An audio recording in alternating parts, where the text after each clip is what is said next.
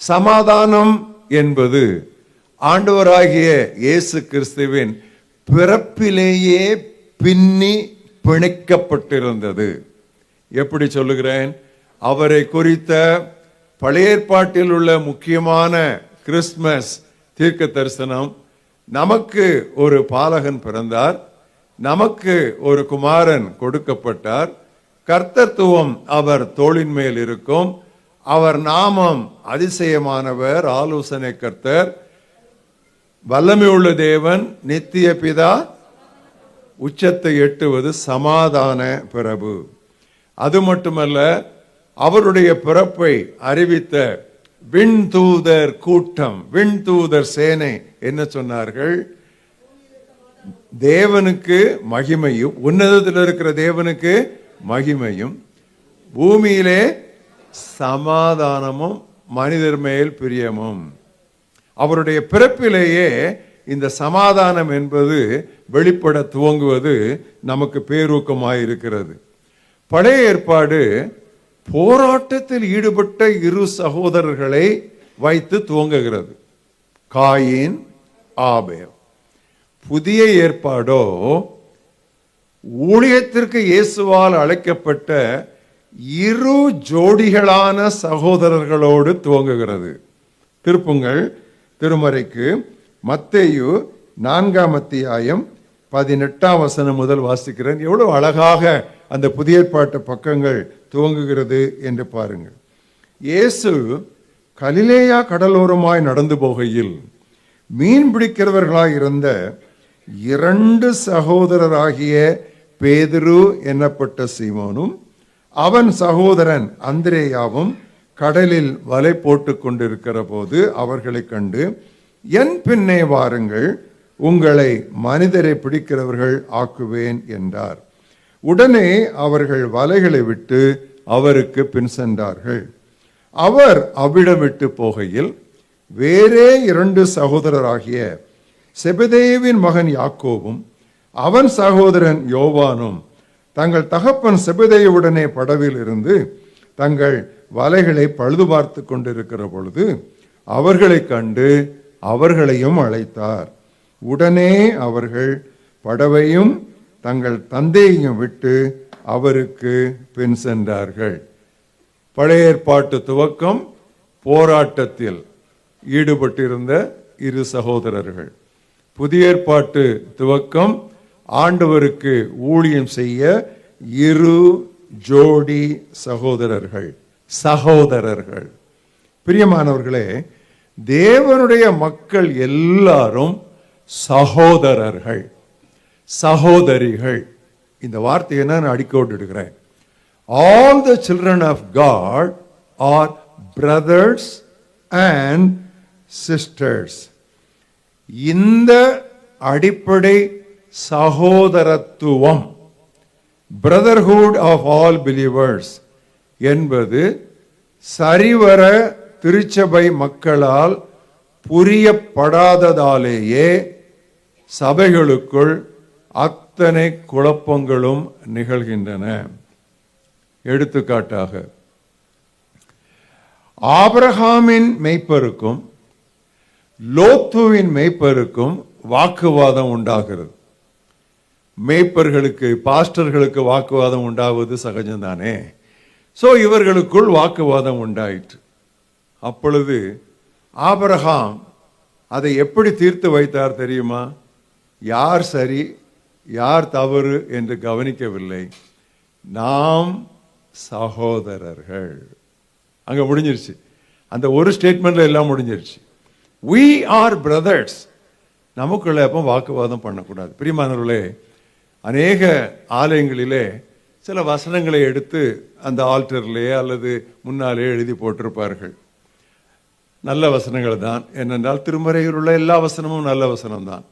ஆனால் நான் என்ன நினைக்கிறேன் என்றால், இந்த வசனம் போட்டால் இன்னும் கொஞ்சம் பயனுள்ள வகையில் இருக்கும்.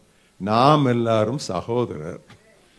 ஏனென்றால் எல்லா விதமான குழப்பங்களுக்கும், பிரச்சனைகளுக்கும், சண்டைகளுக்கும், போராட்டங்களுக்கும் தீர்வு, முடிவு எது தெரியுமா? நாம் சகோதரர். ஆகையால் நாம் சண்டை போடக்கூடாது. ஆகையால் நாம் வீணாக வாக்குவாதம் பண்ணக்கூடாது. அங்கே மோசே செல்லுகிறான்.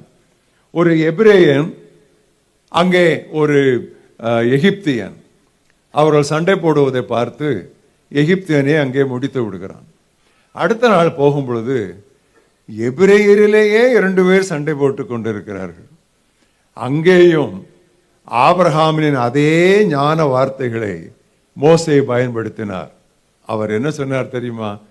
நீங்கள் சகோதரராய் இருக்கிறீர்கள், ஏன் சண்டையிடுகிறீர்கள் என்று தீர்த்து வைத்தார். ஆண்டவரே, எங்கள் திருச்சபைகளிலே ஆபிரகாமையும் மோசேயும் போன்ற தலைவர்களை எழுப்புவீராக. ஆமென். அதுதான் நம்முடைய திருச்சபைகளுக்கு தீர்வு காணுவதற்கு, சண்டைகளுக்கு தீர்வு காணுவதற்கு ஒரே வழி என்று நான் சொல்லுவேன்.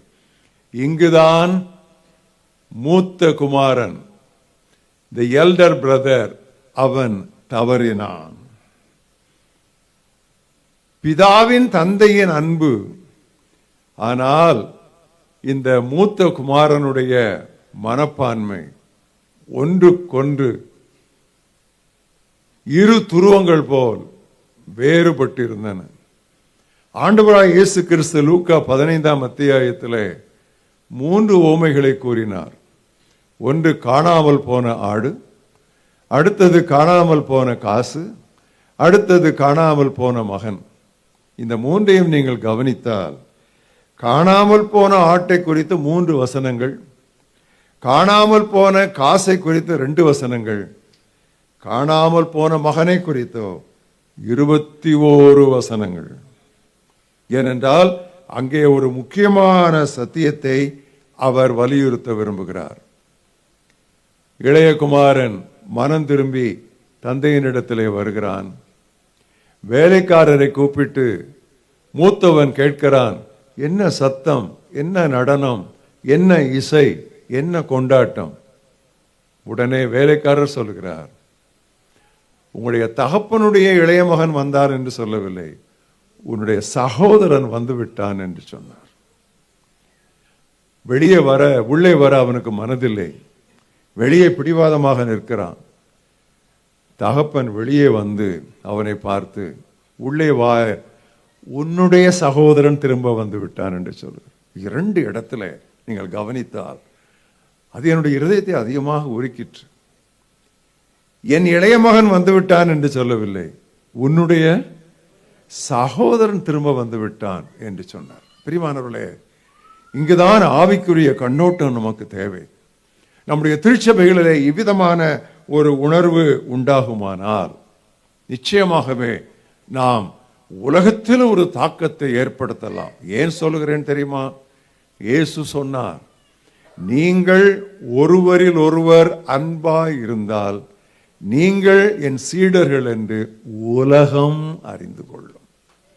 The only way to bring about a global impact is by exhibiting and manifesting and exercising brotherly love with one another.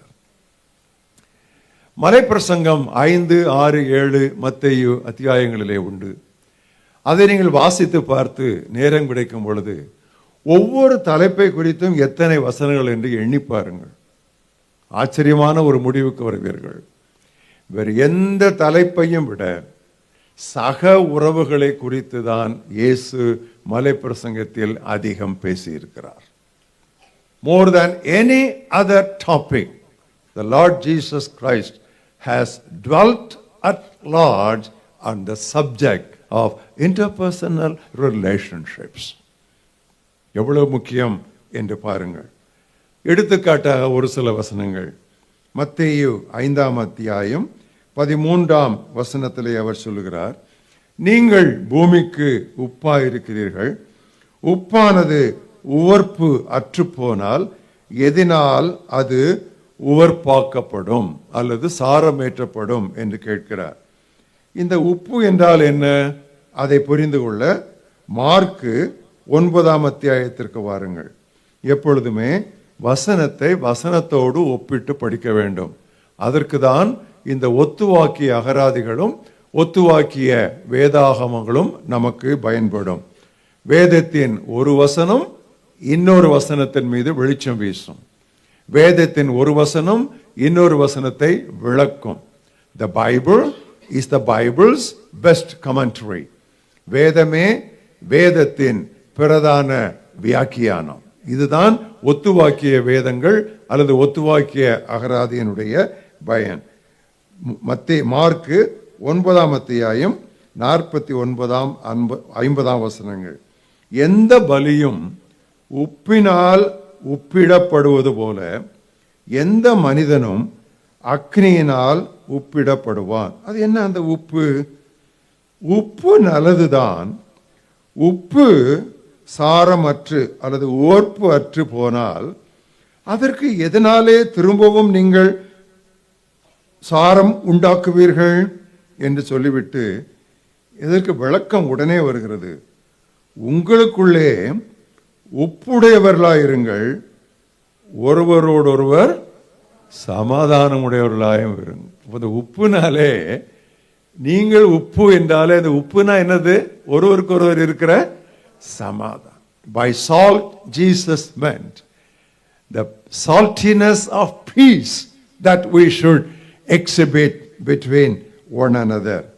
அதே விளக்கத்தை பவுல் கொலோசியர் 4ஆம் அத்தியாயம் 3ஆம் வசனத்திலே கொடுப்பதை கவனியுங்கள். கொலோசியர் 4:6 வசனம். அவனவனுக்கு இன்னின்னபடி உத்தரவு சொல்ல வேண்டும் என்று நீங்கள் அறியும்படி உங்கள் வார்த்தை எப்பொழுதும் கிருபை பொருந்தினதாயும் உப்பால் சாரமேற்றப்பட்டதாயும் இருப்பதாக. சமாதானமான சக உறவுதான் உப்புத்தன்மை. அதிலும் குறிப்பாக நம்முடைய வார்த்தைகள் உப்பினால் சாரமேற்றப்பட்டதாக இருப்பதாக, சமாதானமான வார்த்தைகளாக இருப்பதாக. இதை பற்றி பேசிக்கொண்டிருக்கும் பொழுதுதான் ஆண்டவராய் இயேசு கிறிஸ்து முதல் முறையாக நரகத்தை குறிப்பிட்டார். சகோதரனை பார்த்து மூடனே, சகோதரனை பார்த்து வீணனே என்று சொல்லுகிறவன் நரகம் என்று வெறுமையாக சொல்லாமல் எரி நரகம் என்று சொன்னார். அதுவரை ஆண்டவராய் இயேசு கிறிஸ்து மலை பிரசங்கத்திலே மோட்சத்தை குறித்தும் விண்ணகத்தை குறித்துமே பேசிக்கொண்டிருந்தவர் இந்த வீணனே மூடனே என்கிற வார்த்தைகளை குறிப்பிடும் பொழுதுதான் அவர் எரி நரகத்தை குறித்து பேசினார். அதை பேசி அடுத்த வசனத்திலே ஆகையால் நீ பலிபீடத்தில் வந்து உன் காணிக்கையை செலுத்த வரும் பொழுது உன் பேரில் உன் சகோதரனுக்கு குறைவு உண்டு. உனக்கு உன் சகோதரன் பேரில் குறைவு என்று அல்ல, உன் பேரில் உன் சகோதரனுக்கு வருத்தம் உண்டு என்று நீ நினைவு கூர்ந்தால் உன்னுடைய காணிக்கையை செலுத்தாதே, அங்கேயே வைத்துவிட்டு முன்பு போய் முதலில் போய் அவனுடன் ஒப்புரவாகி பின்பு வந்து உன் காணிக்கையை செலுத்து. பிரியமானவர்களே, வார்த்தைகளுக்காகவே நாம் ஒப்புரவாக வேண்டும் ஆண்டவர் சொல்லுகிறார். நாம் தவறான செயல்களுக்கு கூட நாம் ஒப்புரவாவதில்லை. Jesus Christ emphasized reconciliation even for abusive words, but we are least bothered about reconciliation even for bad and evil deeds against our brothers and sisters. திருவார்த்தையை நாம் நம்முடைய கண்களுக்கு முன்பாக கொண்டு வரும் பொழுதுதான் அந்த வார்த்தை ஆண்டவராய் இயேசு கிறிஸ்து சொன்னது போல உமது வசனத்தினால் அவர்களை பரிசுத்தமாக்கும் என்பது உண்மையாகிறது. இன்னொரு எடுத்துக்காட்டை இந்த மலைப்பிரசங்கத்திலிருந்தே நாம் எடுக்க வேண்டுமானால், அவர் விவாகரத்தை குறித்து அல்லது மன விலக்கை குறித்து அவர் பேசிக்கொண்டிருக்கிறார். அவர் பேசிக்கொண்டிருக்கும் பொழுது அவர் என்ன சொன்னார் தெரியுமா? தேவன் இணைத்ததை மனிதன் பிரிக்க கூடாது என்று சொன்னார். உடனே சீடர்களுக்கு வயிறு கலங்கி விட்டது. உடனே அவர்கள் என்ன சொன்னார்கள் தெரியுமா? வைத்தால் குடுமி சிறைச்சால் மொட்டை என்ன மாதிரி அவங்க என்ன செய்தாங்க தெரியுமா? அப்போ கல்யாணமே பண்ணாமல் இருக்க தான் பெற்றுட்டாங்க சொன்னாங்களா? அப்படியானால் இப்படி இருக்குமானால் திருமணமே பண்ணாதிருப்பது தான் நல்லது. இதெல்லாம் எனக்கு இந்த பிரச்சனை இவ்வளோ கட்டுப்பாடோடலாம் இருக்க முடியாது, அதனால திருமணமே வேண்டான்னு சொன்னார். அப்போ உடனே ஆண்டவர் ஒரு வார்த்தை சொன்னார். என்ன சொன்னார் தெரியுமா? ஆண்டவருடைய வார்த்தைகளை இப்படிப்பட்ட சந்தர்ப்பங்களில் தான் நாம் தெளிவாக புரிந்து கொள்ள வேண்டும். பிரியமானவர்களே, சமாதானத்தோடு வாழ்வது கணவனுக்கும் மனைவிக்கும் மட்டுமல்ல, சகோதர சகோதரிகளுக்கும் அது இலகுவானதல்ல, ஆனால் இயலாததும் அல்ல. நல்லா கவனியுங்கள். அது ஏனென்றால் இந்த திருச்சபையில் நாம் எல்லாரும் ஐக்கியமாக தேவனால் இணைக்கப்பட்டிருக்கிறோம். தேவனால் இணைக்கப்பட்டிருக்கிறதே மனிதன் என்ன சொல்ல மாட்டேங்க, கல்யாணத்துக்கு மட்டும்தான் சொல்லணுமா? பிரதர்ஸ் அண்ட் சிஸ்டர்ஸ் ஆண்டவர் தானே இணைத்தாரு. கணவனும் மனைவியும் அவர்கள் இனி இருவராயிராமல் ஒரே மாம்சமாய் ஒரே சரீரமாய் இருப்பார்கள். அப்படியே நாமும் கூட ரட்சிக்கப்பட்ட உடனே நாம் கிறிஸ்துவின் சபையில் ஒரே சரீரமாய் இருக்கிறோமா இல்லையா? அதே தானே.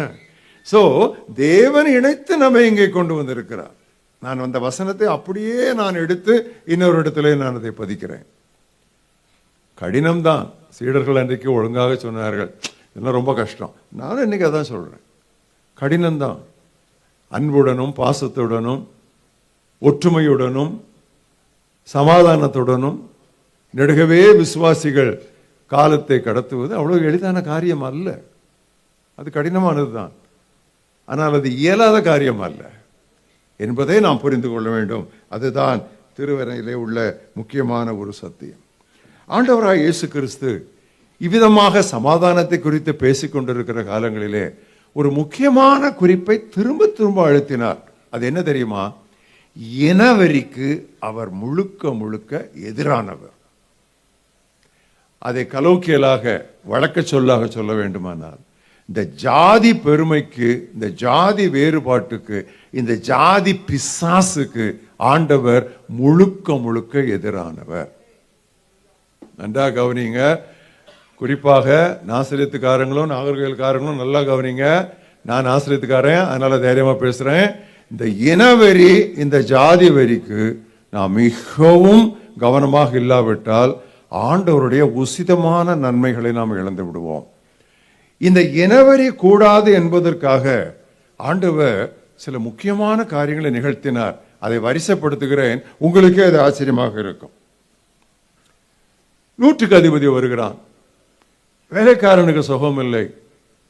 நான் வருகிறேன், நீர் வர வேண்டாம். ஒரு வார்த்தை சொல்லும். வா என்றால் வருகிறான், போ என்றால் போகிறான், செய் என்றால் செய்கிறான். ஒரு வார்த்தை போதாதா? உடனே இயேசு கிறிஸ்து என்ன சொன்னார்? இஸ்ரவேலருக்குள்ளும், அவர் அந்த யூத ஜாதி பற்றி பேசுறார், இஸ்ரவேலருக்குள்ளும் இப்படிப்பட்ட விசுவாசத்தை நான் பார்க்கவில்லை என்று சொல்லுகிறார். அங்கே ஒரு சமாரிய பெண்மணியின் இடத்துல போய் அவர் தண்ணீர் வாங்கி குடிக்கிறார். அது பரவாயில்லை, தண்ணீர் வாங்கி குடித்தது. அந்த சமாரியர்கள் எல்லாரும் இவரை பார்க்க வருகிறார்கள். அநேகர் விசுவாசித்தார்கள். நல்ல காரியம். அதைவிட ஒன்று முக்கியமான காரியம் அங்கே நிகழ்ந்தது. என்ன தெரியுமா? இயேசு மேலும் 2 நாட்கள் அந்த கிராமத்திலே தங்கி இருந்தார். ஒரு பிராமண அர்ச்சகர் துப்புரவு தொழிலாளி வீட்டிலே 2 நாட்கள் தங்கி இருந்து சாப்பிடுவாரா? அதை உங்களால் கற்பனை பண்ண முடிகிறதா? Are you able to imagine a Brahmin priest staying in the house of a scavenger and eating the food that he or she cooks? நான் மிகப்படுத்தவில்லை. அன்றைக்கு யூதருக்கும் யூதர் அல்லாதவருக்கும் இருந்த வேறுபாடு அதுதான். அப்படிதான் இருந்துச்சு. அதை இயேசு கடந்து சென்றார். ஒருவன் குற்றவிராய் கிடக்கிறான். அவன் யார்? யூதன். ஏன்? அவன் எரிகோவில் இருந்து எருசலேமுக்கு போகவில்லை, எருசலேமிலிருந்து எரிகோவுக்கு போனான். அவர் யூதன், குற்றவிராய் கிடக்கிறான். ஒரு யூத ஆசாரியன் பார்க்காமல் போய்விட்டான், அல்லது பார்த்து கண்டும் காணாமலும் போய்விட்டான். ஒரு யூத லேவியன் பார்த்து கண்டும் காணாமலும் போய்விட்டான். ஏன் 2 பேரும் பார்த்து கண்டு காணாமல் போய்விட்டார்கள்? ஏற்கனவே அவனை திருடி விட்டார்கள். இனி திருட என்ன இருக்கிறது? சிரிக்க கூட மாட்டேங்கிறீங்களோ, புரியல. இன்னும் அவன் எல்லாத்தையும் அவனை அடிச்சிட்டாங்க. இன்னும் இப்போ அடிக்கிறதுக்கு ஒன்றும் இல்லை, 2 பேரும் போயிட்டாங்க. வந்தது யார்? சமார். அடிபட்டது யூதன், பார்த்து கண்டுங்காணாமலும் போனது யூதர்கள், அவனுக்கு உதவினவன் ஒரு சமாரி. ஆண்டவர் அந்த நாடகத்தை எப்படி அழகாக பிம்பம் பிடித்து காட்டுகிறார் பாருங்க. இது வேண்டுமென்றே ஆண்டவர் செய்தார். 10 குஷ்டரோகிகள் வருகிறார்கள், சுகமடைந்து செல்லுகிறார்கள். ஒருவன் மட்டும் திரும்பி வருகிறான். இயேசு கேட்கிறார், இந்த அந்நியனை விட வேறு ஒருவரும் வரவில்லையா என்று கேட்கிறான். அப்ப அந்த 10ல் 9 பேர் யூதர்கள், ஒருவன் தான் யூதர் அல்லாதவன். அதை இயேசு கிறிஸ்து அங்கே சுட்டி காட்டுகிறார் பாருங்கள். மட்டுமல்ல, இயேசு சொல்லுகிறார், இஸ்ரவேலிலே எத்தனையோ விதவைகள் இருந்தார்கள், ஆனால் எலியா சீதோனில் இருந்த ஒரு விதவையின் இடத்தில் தான் அனுப்பப்பட்டார். இது சொல்லணுமா? இது இப்படி கோடு போட்டு காட்டணுமா? இஸ்ரவேலிலே எத்தனையோ விதவைகள் இருந்தார்கள், ஆனால் எலிசா சீரியாவில் உள்ள ஒரு விதவையின் இடத்திலே அனுப்பப்பட்டார். அந்த புறவினத்தார் அவர்களை உயர்த்தி பிடிப்பதற்காக என்னுடைய ஆண்டவர் வேண்டுமென்றே இந்த எடுத்துக்காட்டுகளை தன்னுடைய புத்தகத்திலே அவர் எடுத்து வைத்தார். கோரோசின், பெத்சாய்தா இவைகளெல்லாம் யூத நகர்கள், யூத பட்டணங்கள். அவர் சொல்லுகிறார், உங்களுக்கு ஐயோ, உங்களிலே நடத்தப்பட்ட செயல்களும் அற்புதங்களும் புறவினத்தாரின் நகர்களாகிய தீருவிலும் சீதோனிலும் நடந்திருந்தால் அன்றைக்கே ரெட்டுடுத்தி அவர்கள் சாம்பலில் உட்கார்ந்திருப்பார். மீதியெல்லாம் நீங்க படிச்சு பாருங்க. இதான் ஜீசஸ். அவர் ஒரு புரட்சிகரமான ஆள். அந்த நாட்களில் இருந்த அந்த இனவெறிக்கு அவர் எதிராக குரல் கொடுத்தார். பிரியமானவர்களே, பிரசங்க பீடத்தில் இருந்து கொண்டு நம்முடைய தேவனிடத்தில் பாரபட்சம் இல்லை, நம்முடைய தேவனிடத்தில் பட்சபாதம் இல்லை என்று முழங்குவது எளிது. தேவனிடத்தில் பட்சபாதம் இல்லை, நம்மிடத்தில் பட்சபாதம் இருக்கிறது, நம்மிடத்தில் பாரபட்சம் இருக்கிறது. நம்முடைய பேச்சுக்கும் நடத்தைக்கும் எவ்வளவு முரண்பாடு என்பதை பாருங்கள். பிரியமானவர்களே, நம்ம அநேகர் மிஷனரி பணிகளை தாங்குகிறோம். மிஷனரி பணி என்றால் என்ன? மாற்று கலாச்சார நற்செய்தி பணி, கிராஸ் கல்ச்சரல் இவாஞ்சலிசம். மாற்று கலாச்சார நற்செய்தி பணியை அவ்வளவு ஆர்வத்தோடும் ஜெபத்தோடும் தாங்குகிற நாம் இங்கே கொஞ்சம் கலாச்சாரம் வித்தியாசம் இருந்தாலும் நம் தாண்ட மாட்டோமே.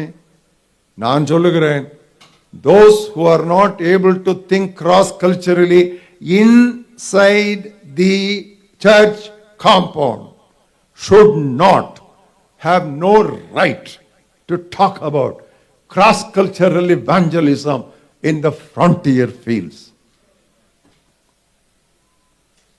திட்டமான வார்த்தைகள். இந்த வார்த்தைகளை நான் திரும்ப பெறுவதற்கு ஆயத்தமா இல்லை. இதுதான் உண்மையான சத்தியம். மட்டுமல்ல, ஆண்டவராகிய இயேசு கிறிஸ்து ஒவ்வொரு குடும்பத்திலும் சமாதானம் இருக்க வேண்டும் என்று விரும்பினார். எனவே சீடர்களை அனுப்பும் போது சொல்லி அனுப்புகிறார், ஒரு வீட்டிற்குள் நுழையும் பொழுது அந்த வீட்டிற்கு சமாதானம் உண்டாகுக என்று சொல்லுங்கள். அதோடு நிறுத்தாமல், சமாதானத்திற்கு தகுதியானவர் அங்கே இருந்தால் அந்த சமாதானம் அங்கே தங்கும். சமாதானத்திற்கு தகுதியானவன் அங்கே இல்லை என்றால் அந்த சமாதானம் உங்களிடத்திற்கு திரும்பும். அப்படியானால் நல்ல குடும்பமோ கெட்ட குடும்பமோ, அது குடும்பமா இருந்தால் அதற்கு சமாதானம் என்று சொல்ல வேண்டியது நம்முடைய பொறுப்பு. என்னே விரிந்த மனது, என்னே விசாலமான இருதயம், ஆண்டவரே இப்படி நீர் எங்களை மாற்ற மாட்டீரா என்பது நம்முடைய இதய கதறலாயிருக்கும். நான் ஒன்று சொல்லட்டுமா? நீங்கள் சமாதானம் கூறாவிட்டாலும் இருக்கிற சமாதானத்தை கூறு போடாதிருங்கள். நீங்கள் சமாதானம் பண்ணாவிட்டாலும் சச்சரவு பண்ணாமல் இருங்கள். Even though you may not declare peace, please don't disrupt peace. எத்தனை குடும்பங்கள் பிற குடும்பங்களின் தேவையற்ற தலையீட்டால் பிரிந்து இன்னும் அதிக குழப்பத்திற்குள் சென்றிருக்கின்றன. உங்களுக்கு தெரியுமா? Do you know how many families have got into greater difficulties just because of unnecessary and unkind interference of other families? ஒரு நாளும் ஒரு குடும்பத்தையும் பற்றி துர்ச்செய்திகளை பரப்பாதிருங்கள். சமாதானத்தை உண்டாக்குங்கள், சமாதானத்தை உடைக்காதீர்கள். Make peace, don't break peace. திருவசனம் சொல்லுகிறது, ஆண்டவராய் இயேசு கிறிஸ்து திருவாய் மலர்ந்த வார்த்தைகள், சமாதானம் பண்ணுகிறவர்கள் பாக்கியவான்கள், அவர்கள் தேவனுடைய புத்திரர் எனப்படுவார்கள். தேவனுடைய பிள்ளைகள் அல்ல. பிள்ளைகள்னா சில்ட்ரன், சின்ன பிள்ளைங்க. ஆனால் தேவனுடைய புத்திரர், சன்ஸ், வளர்ந்தவர்கள். அதான் மெச்சூரிட்டி. கிறிஸ்தவ முதிர்ச்சி என்றாலே சமாதானம் பண்ணுவது. நான் ஒரு வார்த்தையை சொன்னேன், அன்றைக்கும் அதே வார்த்தையை சொன்னேன். குடும்பங்களுக்குள் பிரச்சனைகளை உண்டாக்காதிருங்கள். ஒரு குடும்பம் பாடுபடும் பொழுது கை தொட்டி சிரிக்காதிருங்கள். அந்த குடும்பத்தின் வாசலை தட்டிய புயல் நாளைக்கு உங்கள் வாசலை தட்டலாம், யாருக்கு தெரியும்? அப்போ ஒரு கேள்வி வருது, சமாதானத்தை அல்ல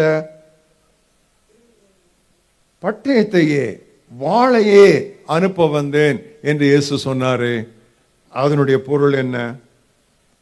அந்த அத்தியாயம், மத்தேயு 10ஆம் அத்தியாயத்தை நீங்கள் வாசித்து பார்த்தால் எந்த சூழ்நிலையில் இயேசு அதை சொல்கிறார் தெரியுமா? அவருக்காக தைரியமாக சாட்சி பகிர்ந்து, அவருக்காக தேவையானால் எல்லாவற்றையும் விட்டுவிட்டு அவரை பின்பற்ற முயலும் பொழுது, தாயோ தகப்பனோ மகனோ மகளோ மருமகனோ மருமகளோ மாமனாரோ மாமியாரோ யாராவது உனக்கு தடையாக வந்தால் அந்த கயிற்றை நான் வெட்டி விடுவேன் என்றுதான் ஆண்டவர் சொல்கிறார். அந்த வசனத்தை எடுத்து பார்த்தால் அங்குதான் அவர் அந்த வார்த்தைகளை பயன்படுத்துகிறார். ஒரு சின்ன சாட்சி. 1971 முதல் 75 வரை வேலூர் சிஎம்சி மருத்துவமனையிலே நான் ஒரு கட்டிட பொறியியலராக பணியாற்றி கொண்டிருந்தேன். 1962ஆம் ஆண்டு நான் ரட்சிக்கப்பட்ட நாளில் இருந்தே என்றாவது ஒரு நாள் முழுமையாக நான் தேவனுடைய பணியிலே இறங்க வேண்டும் என்கிற வாஞ்சை எனக்குள்ளே பெருகிக்கொண்டே இருந்தது. 5 ஆண்டுகள் வேலை செய்தேன். ஏனென்றால் படித்த 5 ஆண்டுகளிலே நான் எடுத்த அரசு கடனை நான் திரும்ப செலுத்த வேண்டியது இருந்ததால் 5 ஆண்டுகள் நான் வேலை செய்து அந்த கடனை செலுத்தி முடித்ததும் 75ஆவது ஆண்டு வேலையை ரிசைன் பண்ண நான் விரும்பினேன். அப்பொழுது என் அம்மா இடத்துல சொன்னேன். அம்மா கண்ணீர் விட்டார்கள். என்ன அம்மா அழுகிறீர்கள் என்று கேட்டேன். என்னுடைய நெடுநாள் வாஞ்சை நிறைவேறுகிறது, இது ஆனந்த கண்ணீர் என்று சொன்னார்கள். என் மனைவியிடத்திலே, மாமனார் மாமியார் இடத்திலே ஒரு வார்த்தை சொல்ல வேண்டும் அல்லவா என்று கேட்டேன். அப்பொழுது அவள் சொன்னால், நீங்கள் ரிசைன் பண்ணட்டுமா என்று கேட்க போகாதீர்கள், ரிசைன் பண்ணிவிட்டு அதை இன்ஃபார்ம் பண்ணுங்கள் என்று சொன்னார். அதுதான் பிராக்டிக்கல் விஸ்டம். ரிசைன் பண்ணி அந்த ரெசிக்னேஷன் அக்செப்ட் பண்ண பிறகு நானும் என் மனைவியும் தஞ்சாவூருக்கு ரயிலிலே பயணமானோம். அங்கே போய் அங்கிள் ஆண்டி ஒரு முக்கியமான காரியம் சொல்ல வந்திருக்கிறோம். என்ன அப்படின்னு. இல்லை அங்கிள், நான் அந்த மாதிரி ரிசைன் பண்ணிடலான்னு சொல்லி நினச்சேன். பண்ணிட்டீங்களா? பண்ணிட்டேன் அப்படின்னு. அப்போ உடனே எங்கள் மாமனார் சொன்னது, ஒரு என்ஜினியர் கணவனுக்கு தான் என்னுடைய டாக்டர் மகளை நான் கொடுக்கணும்னு சொல்லி கொடுத்தேன். அப்போ உடனே எங்கள் மாமியார் சொல்கிறாங்க, சரி அவங்க ரிசைன் பண்ணிட்டாங்க, இனிமேல் அதை பேசி சரி பார்த்துக்குங்க அப்படின்னு சொன்னாங்க. எங்கள் மாமியாருக்கு சும்மா இருக்க முடியல. அவங்க என்ன பண்ணாங்க, அப்புறம் தினகரனுக்கு ஒரு லெட்டர் எழுதினாங்க. அப்போல்லாம் ரொம்ப ஃபோன்லாம் பண்ண முடியாது இல்லையா, ஒரு லெட்டர் எழுதினாங்க. இந்த மருமகன் இப்படி பண்ணிட்டாரு, நீங்கள் அதை பற்றி என்ன நினைக்கிறீங்க? யார் என்ன நினச்சா எனக்கு என்ன நினைக்கிறீங்கன்னு எங்கள் மாமியார் எழுதினாங்க. அவர் அங்கேருந்து உடனே, தம்பி ஸ்டான்லி எனக்கு தெரியும், அதை பற்றி ஒரே பண்ணாதீங்க அப்படின்னு சொல்லி அவர் பதறினார். எங்களோட மாமியார் நிம்மதி அடைந்தாங்க. பட் இதில் பாயிண்ட் என்னன்னா, பெர்மிஷன் கேட்ட போனால் கண்டிப்பாக அதில் ஒரு பிரேக் விழுந்திருக்கும், பிறகு ஒரு போராட்டம் வந்திருக்கும். ரிசைன் பண்ணிட்டு நான் அவங்களுக்கு இன்ஃபார்ம் தான் பண்ணேன். நான் நெடுகவே அநேக வாலிபருக்கு இந்த சத்தியத்தை சொல்லி அநேகரை மிஷினரி பணிக்களங்களுக்கு அனுப்பும் பாக்கியம் பெற்றவன் நான். சும்மா ஒரு ஏட்டு சுரக்காய நான் பேசிட்டு இருக்கல. கர்த்தர் அழைத்தால் எவ்விதமான கட்டுகள் இருந்தாலும் அதை அறுப்பதற்காகவே ஆண்டவர் பட்டயத்தை அனுப்ப வருகிறார். எனவேதான் இயேசு சொன்னார், என்னை விட தன்னுடைய குடும்பத்தாரை நேசிக்கிறவன் எனக்கு பாத்திரன் அல்ல, அவன் எனக்கு சீஷனாய் இருக்க மாட்டான். குடும்பங்களில் மட்டுமல்ல, ஊழியங்களிலும் அதிகமான சமாதானம் தேவைப்படுகிற ஒரு முக்கியமான காலத்திலே நாம் இருக்கிறோம். யோவான் இயேசு கிறிஸ்துவுக்கு பாதையை அவன் சரி பண்ணுகிறான். பள்ளத்தை எல்லாம் நிரப்புகிறான், மேட்டை எல்லாம் அவர் தகர்த்து சமமாக்குகிறான், கோணலானவைகளை அவன் நேராக்குகிறான், கரடுமுரடானவைகளை அவன் சமமாக்குகிறான். அங்கே இயேசு வருகிறார், அவருக்கு பாதை சேவை பண்ணப்படுகிறது. அப்பொழுது பூமியில் உள்ள மக்கள் எல்லாம் தேவனுடைய ரட்சிப்பை காண்பார்கள். அந்த ரட்சிப்பு தான் ஆண்டவராகிய இயேசு கிறிஸ்து. இயேசு இதைத்தான் சொன்னார், விதைக்கிறவன் ஒருவன், அறுக்கிறவன் இன்னொருவன். விதைத்தவன் யோவான், அறுத்தவர் ஆண்டவராகிய இயேசு கிறிஸ்து. யோவானுடைய விதைப்பின் பலனை இயேசு அறுத்தார். இதை நாம் மாற்றி சொல்ல முடியாது. அதைத்தான் சீடர்களிடம் இயேசு சொல்லுகிறார், நீங்கள் பிரயாசப்படாததை அறுக்க நான் உங்களை அனுப்பினேன். இன்னைக்கு நம்முடைய சுவிசேஷ கூட்டங்கள் அல்லது நம்முடைய நற்செய்தி பிரமாதமான மாநாடுகளிலே சுவிசேஷகர் வல்லமையாக ஒரு 3/4 மணி நேரம் பிரசங்கி முடித்த உடனே கர்த்தரை ஏற்றுக்கொள்வர்கள் கரங்களை உயர்த்துங்கள் என்று சொன்ன உடனே நூற்றுக்கணக்கான ஆயிரக்கணக்கான கரங்கள் உயர்கின்றன. அவர் மார்தட்டி கொள்ளக்கூடாது. நான் என்னுடைய 3/4 மணி நேர பிரசங்கத்தில் எத்தனை பேர் கரந்தட்டினார்கள், கரத்தை உயர்த்தினார்கள் என்று அவர் மார்தட்டக்கூடாது. ஏன் தெரியுமா? எத்தனையோ பிரசங்கங்களை அவர்கள் ஏற்கனவே கேட்டிருப்பார்கள். அது பண்படுத்தப்பட்ட நிலம். எத்தனையோ பேர் விதைத்தார்கள், ஆனால் இந்த பிரசங்கியார் அதை அறுத்தார். முக்கியமான ஒரு சத்தியம். இதையெல்லாம் ஊழியர்கள் தங்களுடைய ஊழியத்தில் எப்பொழுது நினைவில் வைக்க வேண்டும். பிரியமானவர்களே, ஆண்டவராய் இயேசு கிறிஸ்து தன்னுடைய சீடர்களை அப்படியே வழிநடத்தி கொண்டு போகும் பொழுது இந்த சத்தியத்தை ஆணித்தரமாக அவர்கள் புரிந்து கொள்ள வேண்டும் என்று அவர்கள் மனதிலே அது பதிக்கிறார். பலவிதமான ஊழியங்களை நாம் அங்கீகரிக்க கற்றுக்கொள்ளாவிட்டால் பெரிதாக ஒன்றையும் சாதிக்க முடியாது. எபேசியர் 4:13 5 வகை ஊழியங்கள் சொல்லப்பட்டிருக்கின்றன. அப்போஸ்தலர், தீர்க்கதரிசிகள், சுவிசேஷகர், மேய்ப்பர், போதகர். பெருவிரல் அப்போஸ்தலரை குறிக்கும், அத்தாரிட்டி, அதிகாரம். ஆள்காட்டி விரல் தீர்க்கதரிசியை குறித்தும், நீதான் அந்த மனுஷன். நடுவிரல் நீட்டமான விரல், அது வெளியே சென்று கொண்டிருக்கிற சுவிசேஷகனை குறிக்கும். மோதிர விரல் கவனிப்பு கொடுக்கிற விரல் மேய்ப்பரை குறிக்கும். சுண்டு விரல், அந்த ஒரு விரல் தான் காதுக்குள் போகும், அது போதகரை குறிக்கும். டீச்சிங் அது ஒண்ணுலதான் உள்ள போகும். இந்த 5 விரல்களும் ஒருங்கிணைத்து இந்த உள்ளங்கையில் வராவிட்டால் என்ன பயன்? யோசித்து பாருங்க. இதான் 5 மினிஸ்ட்ரிஸ், 5 மினிஸ்ட்ரிஸ். நம்முடைய உடல் உறுப்பிலேயே ஆண்டவர் அதை அழகாக அவர் அமைத்திருக்கிறார். இதை புரியாத யோவான் இயேசுவினிடத்திலே வந்து, நம்மோடு உம்மை பின்பற்றாத ஒருவன், நல்லா பாருங்க, உம்மை பின்பற்றாத ஒருவன் இல்ல, நம்மோடு உம்மை பின்பற்றாத ஒருவன் பிசாசுகளை துரத்தி கொண்டிருப்பதை பார்த்து நாங்கள் அவனை தடுத்தோம். அப்பொழுது இயேசு சொல்லுகிறார், எனக்கு விரோதியாயிராதவன் என்னோடு என் பக்கத்தில் என் கட்சியில் தான் இருக்கிறான், அவனை தடுக்க வேண்டாம் என்று சொல்கிறான். இப்படிப்பட்ட ஒரு யோவான் தான் பின்னால் அன்பின் அப்போஸ்தலனாக மாறினான். அன்பை பற்றி அதிகமாக புதிய ஏற்பாட்டிலே பேசினவன் இதே யோவான் தான். இடி முழக்கத்தின் மகனாயிருந்தவன் முழுவதுமாக தேவனால் மறுரூபப்பட்டு பெயரே அன்பின் அப்போஸ்தலன் என்கிற ஒரு நிலையை அவன் எய்தினான் என்றால் நம்ம எல்லாருக்கும் அது உற்சாகம் தானே. கர்த்தர் நம்மையும் அப்படி மாற்ற முடியும் தானே. அதுதான் கர்த்தருடைய கரமும் கர்த்தருடைய செயலும் நம்முடைய வாழ்க்கையிலே நடக்கக்கூடிய ஒன்று. தமிழ்நாட்டிலே அடிக்கடி சொல்லப்படுகிற ஒரு பழமொழி உண்டு. யார் குத்தினால் என்ன, நெல் அரிசியானால் போது. மறந்துட்டீங்களா பழமொழிய?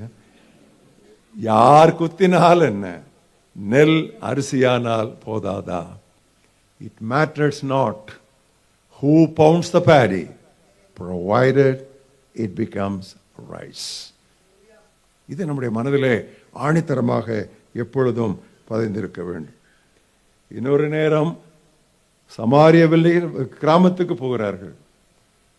அவர்கள் ஏற்றுக்கொள்ளவில்லை, திருவசனத்தை ஏற்றுக்கொள்ளவில்லை.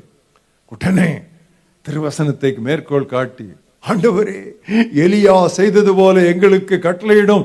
உடனே வானத்திலிருந்து அக்னியை கொண்டு வந்து இவர்கள் எல்லாரையும் நாங்கள் அழித்து விடுகிறோம். பிரியமானவர்களே, திருவசனத்தை தவறாய் நாம் கையாளுவதனால் எத்தனை பேர் வாழ்க்கையை நாம் கெடுத்திருக்கிறோம் தெரியுமா?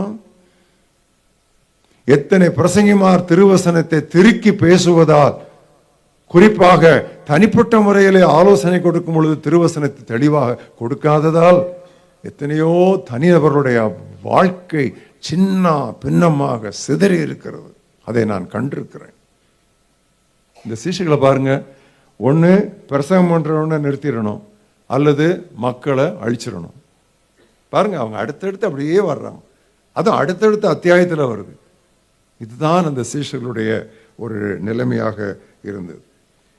உங்களிலே பலரும் பலவிதமான ஊழியங்களிலே ஈடுபட்டு இருப்பீர்கள். உங்களுக்கு நான் ஒரு வார்த்தை தெளிவாக சொல்ல விரும்புகிறேன். சண்டை போடுகிறவர்களை வைத்து சண்டை கோழிகளாக அல்லது சண்டை சேவல்களாக இருக்கிறவர்களை வைத்து ஆண்டவர் பெரிய காரியம் ஒன்றும் சாதிக்கவே மாட்டார். அவர்கள் தங்களை கில்லாடிகள் என்று நினைப்பார்கள். ஆனால் ஆண்டவர் அவர்களை பெரிய காரியங்களை சாதிக்க அனுமதிக்க மாட்டார். தாவீது ஒரு ஆலயத்தை கட்ட விரும்பினான். ஆனால் ஆண்டவர் அவனிடத்தில் சொன்னார், நீ கட்டக்கூடாது, உன் கையெல்லாம் ரத்தம், அது பாவ ரத்தம் அல்ல, அது நீ நடத்திய யுத்தங்கள், நிறைய யுத்தங்களை நீ பார்த்து அநேக ரத்தத்தை நீ சிந்தி விட்டார். நீ எனக்கு ஆலயம் கட்டக்கூடாது. உனக்கு ஒரு மகன் பிறப்பான், அவன் சாலமோன், அவனுடைய பெயரே அமைதி அமெரிக்கை என்று அர்த்தம் கொள்ளும். அவன் எனக்கு ஒரு ஆலயத்தை கட்டுவான். நீங்களும் நானும் இருந்திருந்தால், சாலமோன் அவன் என்ன வாழ்க்கை, ஆனால் தாவீது அவன் எப்படிப்பட்டவன், தாவீதல்லவோ கட்டியிருக்க வேண்டும் என்று நாம் நினைத்திருப்போம். ஆனால் ஆண்டவர் அமெரிக்கையும் அமைதியும் சமாதானமும் உள்ளவர்கள்தான் ஆண்டவருக்காக பெரிய காரியங்களை செய்ய முடியும். ஒரு முக்கியமான சத்தியம், முக்கியமான சத்தியம். ஊழியத்தில் இருக்கிறவர்கள் இதையும் ஆர்கியூ பண்ணி சண்டை போட்டு மண்டை உடைத்து ஏதாவது பெரிய காரியத்தை செய்யணும்னு நினைக்காதுங்க. அமெரிக்கானவர்களே தேவனுக்கு முன்பாக பலமானவர்கள். எப்பொழுது பார்த்தாலும் சண்டை போட்டுக்கொண்டே இராதீர்கள். என்னுடைய ஆண்டவர் பிலாத்துவுக்கு முன்னாலே நிற்கிறார். பிலாத்து அவரை பார்த்து, இவர்கள் எல்லாரும் என்னெல்லாமோ சொல்லுகிறார்களே, நீ ஒன்றும் சொல்லுகிறது இல்லையா என்று கேட்கிறார். அப்ப என் ஆண்டவர் சொல்லுகிறார், என்னுடைய அரசு இந்த உலகத்திற்குரிய அரசு அல்ல. என்னுடைய அரசு இந்த உலகத்திற்குரிய அரசாக இருந்திருந்தால் என்னுடைய ஊழியக்காரர் போராடி இருப்பார்கள். ஆனால் அவர் போராட மாட்டார். அவர் போராட்டக்காரர் அல்ல, அவர் போராட மாட்டார். இதான் இந்த ராஜ்யத்தினுடைய ரகசியம். இதுதான் இறையரசினுடைய தாற்பயம். இதுதான் ஆண்டவருக்கு முன்பாக பலம் என்பதற்குரிய ரகசியம். இயேசு கிறிஸ்துவை பற்றி தெளிவான ஒரு வார்த்தை சொல்லி இருக்கிறது.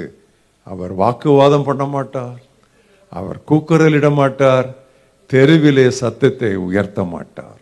ஆனால் நியாயத்திற்கு ஜெயம் கிடைக்க செய்வார். வசனங்களை அப்படி அடுத்தடுத்து பார்க்கும் பொழுது வசனத்திற்குள்ளே முரண்பாடு என்பது இருக்கவே இருக்காது. ஆனால் அது சரியாக நாம் பொறுத்த ஆவியானவர் நமக்கு உதவி செய்ய வேண்டும். ஆண்டவராய் இயேசு கிறிஸ்து ஒரு ஆட்டுக்குட்டியாக யோர்தான் நதிக்கரையிலே வருகிறார். அவர் மேல் இறங்கி வந்த பரிசுத்த ஆவியானவர் புறாவை போல் வருகிறது. ஆட்டுக்குட்டி மேல்தான் புறா வரும். ஏனென்றால் மிருகங்களிலெல்லாம் மிருதுவானது ஆட்டுக்குட்டி, பறவைகளிலெல்லாம் மிருதுவானது புறா. புலியை போலவும் சிங்கத்தை போலவும் இருந்தால் புறா வந்து உட்காராது. ஆட்டுக்குட்டி, அந்த காம்பினேஷனை பாருங்க.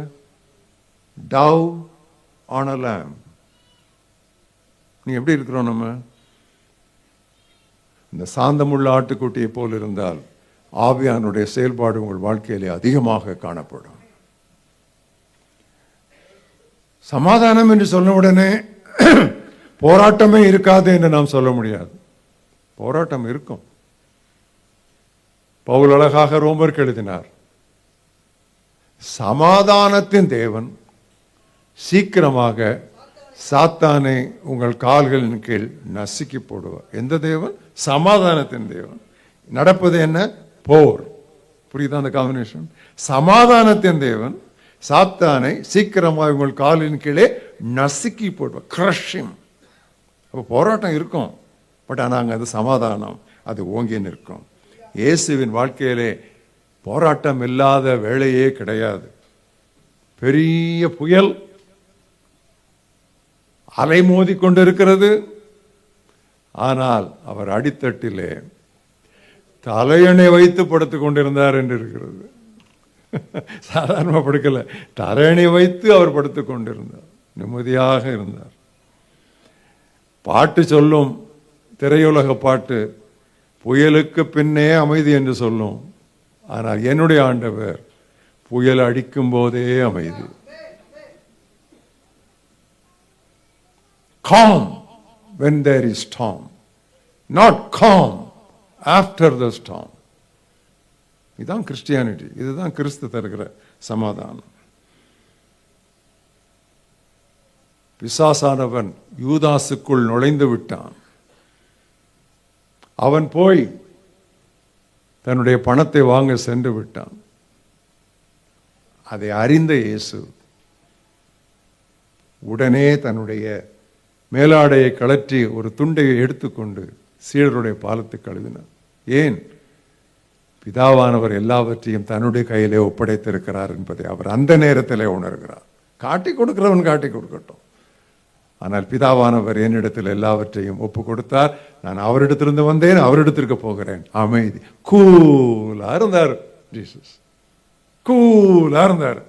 ஏன்னா அவருக்குள் விதமான ஒரு நிச்சயம் இருந்தது. அவரை பிடிக்க வந்தவர்களை பார்த்து பேதுரு அப்படியே பரவசம் கொள்ளுகிறார், துடிக்கிறார். ஏனென்றால் பட்டயத்தை எடுத்துக்கொண்டு வாருங்கள் என்று சொன்னது இயேசுதானே. பட்டயத்தை உரையில் வைத்து வெளியே எடுக்காவிட்டால் என்ன பயன் என்று சொல்லி பேதுருவின் குருவி மூளை யோசித்தது. அப்பொழுது ஒரு கேள்வி கேட்கிறார் பேதுரு, ஆண்டவரே பட்டயத்தால் வெட்டட்டுமா என்று கேட்கிறார். ஆண்டவர் பதில் சொல்லும் முன்னால் அவர் வெட்டி விட்டார். அப்புறம் அங்க கூட இயேசு, இதெல்லாம் எதுக்குப்பா, இதெல்லாம் விடு,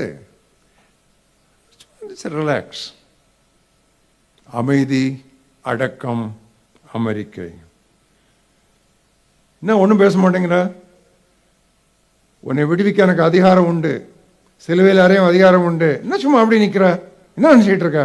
சார், பாரத்திலிருந்து உமக்கு கொடுக்கப்பட்டார் ஒழிய ஒன்றும் உமக்கு கிடையாது. நீர் உட்கார்ந்திருப்பது தற்காலிக நாற்காலி, என் தந்தை அமர்ந்திருப்பது நித்திய அரியணை. You are a chairman. சேர் தான் உமக்கு.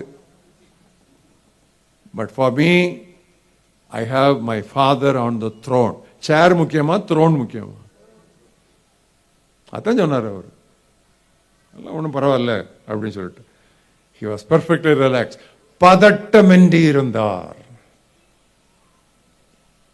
எனவேதான் அவர் சொல்கிறார், என்னுடைய சமாதானத்தை, சமாதானத்தை இல்லை, யாருடைய சமாதானம்? என்னுடைய சமாதானத்தை உங்களுக்கு கொடுக்கிறேன் என்று இல்லை, சரியான மொழியாக்கம், உங்களுக்கு விட்டு செல்கிறேன்.